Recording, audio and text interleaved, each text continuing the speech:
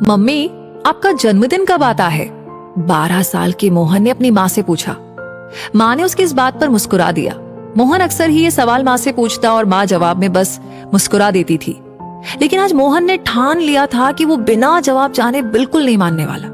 आखिर बेटे की जिद के आगे माँ ने कहा, हमारे जमाने में जन्मदिन कहाँ मनाया जाता था मोहन बेटा। पहले के लोगों को तो तारीख भी याद नहीं रहती थी। आजकल ये सब चीजें चलन में आई है। पहले हमारे बुजुर्ग माता पिता बच्चों के जन्म होली से 1 महीना पहले हुआ था, या दशहरे के 2 दिन बाद, दिवाली पर हुई थी, या उस दिन पूर्णिमा थी। बस यही कुछ याद रखते थे। सच कहूं तो मुझे याद ही नहीं है मोहन। माँ की बात सुन के मोहन सोच में पड़ गया। मम्मी, मेरा जन्मदिन कितने धूमधाम से मनाती हो, तरह तरह के पकवान बनाती हो, केक कटता है, पार्टी होती है। काश मैं भी अपनी मम्मी का जन्मदिन मना पाता। देखते देखते समय बीतता गया। 12 वर्ष का मोहन आज 35 साल का एक सफल बिजनेसमैन बन गया। इन 23 साल में बहुत कुछ बदल गया था। उसकी सुधा से शादी हो गई थी और आराध्या जैसी एक प्यारी सी बेटियां उनकी जिंदगी में आ गई थी। माँ आज भी मोहन के साथ रहती थी। कल तक जो माँ मोहन की हर पसंद नापसंद का ख्याल रखती थी, आज मोहन अपनी माँ का रखता था। वैसे घर, शहर, गाड़ी, वक्त और उम्र सब कुछ बदल चुके थे। बस एक ही चीज नहीं बदली थी, और वो थी माँ का प्यार। वो आज भी अपने बेटे मोहन का जन्मदिन बड़े धूमधाम से मनाती। बुढ़ापे की वजह से वो ज्यादा भाग दौड़ तो नहीं कर पाती थी, लेकिन मोहन के पसंद की हर चीजें बनाती। अनाथालय जाकर के वहां के बच्चों में मिठाइयां और केक कटवाती। मंदिर में जाकर गरीबों को भोज करवाती। जब मोहन पैदा हुआ था तब माँ की खुशी का ठिकाना नहीं था। पहली बार माँ बनने का एहसास उसे मोहन ने ही तो करवाया था। जब वो रूई की तरह मखमल सा बेटा उसकी गोद में आया था, वो दुनिया ही भूल गई थी। सारी खुशी एक तरफ और माँ बनने की खुशी एक तरफ। इसलिए उसे मोहन के जन्मदिन से बहुत लगाव था। मोहन के बिजनेस शुरू करते ही वो अपने काम में बिजी हो गया। वो माँ को ज्यादा समय नहीं दे पाता था। वैसे सुधा बहुत ही अच्छी बहू थी और वो अपनी सासू माँ का अच्छे से ख्याल भी रखती थी। रोज देर से आने वाला मोहन आज शाम को जल्दी घर आ गया था। देखा तो सुधा आराध्या को होमवर्क करा रही थी। अचानक आराध्या ने सुधा से पूछा, मम्मा आपका बर्थडे कब आता है?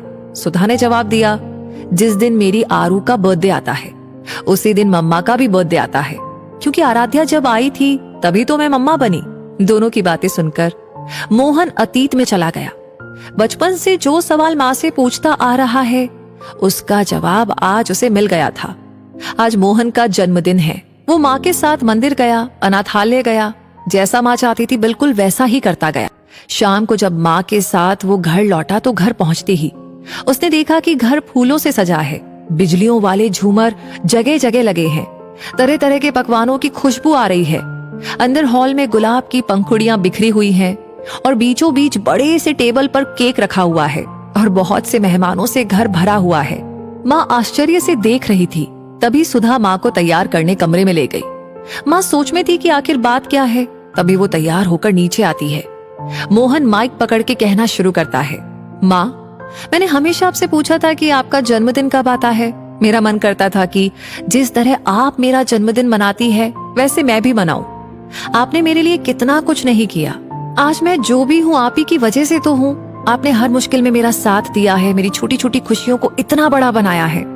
मैं हमेशा सोचता कि आपको मेरे जन्मदिन से इतना प्यार क्यों है। जवाब अब मुझे मिल गया। एक माँ की जिंदगी का सबसे बड़ा पल आता है जब वो अपने बच्चों को पहली बार गोद में लेकर गले लगाती है। आज ही का तो दिन था ना माँ, जब मैं आपकी जिंदगी में आया था। माँ, आज ही के दिन तो आप भी मुझे मिली थी। आज ही के दिन तो मैं बेटा बना था। आज ही के दिन तो मैं आपकी गोद में आया था। आज ही के दिन तो मुझे भी ममता का सागर मिला था। इसलिए आज से ये दिन सिर्फ मेरा नहीं, आपका भी है, क्योंकि तुमसे ही तो मैं हूँ।